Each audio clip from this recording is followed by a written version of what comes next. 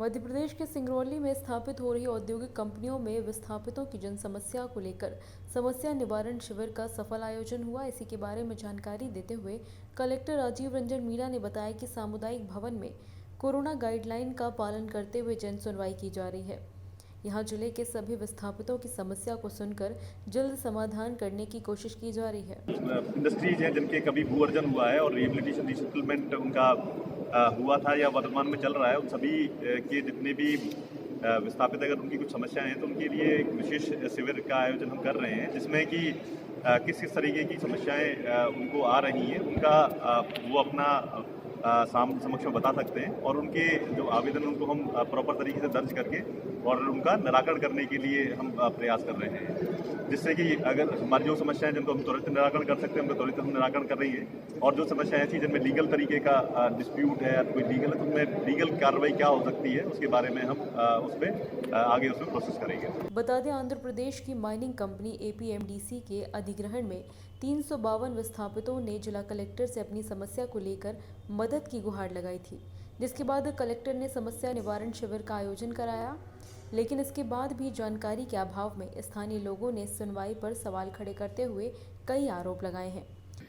ये यहाँ अटल क्या सामुदायिक भवन में है, हम लोग को कोई पता नहीं था कि यहाँ सुनवाई है कि नहीं है, न गांव में कोई प्रचार प्रसार किया गया है ना। हम लोग तो सुन के चले आए हैं, है ना। समस्या तो बहुत है वहाँ के लिए, मतलब वहाँ के मूल निवासियों का कम से कम 10% लोग छूटे हैं।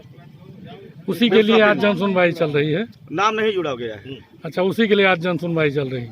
हाँ, अभी 10% वहाँ के लोगों का नाम ऑलरेडी जो छूटा हुआ है। अब बहुत से परिसंपत्तियां भी छूटी हुई हैं, जैसे पक्के मकान, कच्चा मकान, ये सब वार्ड से बाहर कर दिया गया है ना।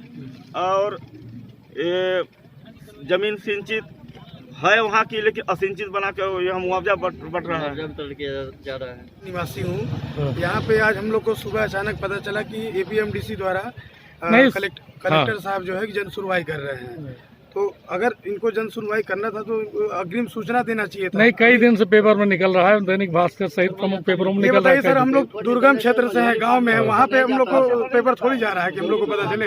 एटलीस्ट जिस गांव में आपका जन सुनवाई करना है वहाँ पे जाके आप ग्राम पंचायत के माध्यम से सूचना दिलवा सकते हैं। ठीक है, अब जैसे ही पता चला हम लोग आए हैं यहाँ पे, लेकिन वही पुराने जैसे प्रकरण फिर चल रहा है। आवेदन दीजिए, रिसीविंग लीजिए, और यार 6 साल से 8 साल से यही प्रकरण चल रहा है। सुनवाई की कोई एश्योरिटी नहीं है कि हम लोग का आज भी सुनवाई होगा, क्योंकि काफ़ी परिसंपत्तियाँ छूटी हुई हैं, विस्थापन लिस्ट से नाम छूटा हुआ है, बधाई पुश्तैनी हम लोग वहाँ के हैं, और हम लोग की ज़मीन से लेके पूरी भूमि मकान सब कुछ वहाँ है, लेकिन आज विस्थापित लिस्ट से हम लोग वंचित हैं। हम लोग को विस्थापन का कोई अधिकार नहीं, परिसंपत्तियों का उचित मुआवजा भी नहीं मिल रहा है, सिंचित जमीन का भी मसला है। बहुत सारी समस्याएं हैं जो कि एक फॉर्मेलिटी के तौर पे यहाँ पे कलेक्टर द्वारा की जा रही है। JSR टाइम्स के लिए सिंगरौली से उपेंद्र दुबे की रिपोर्ट।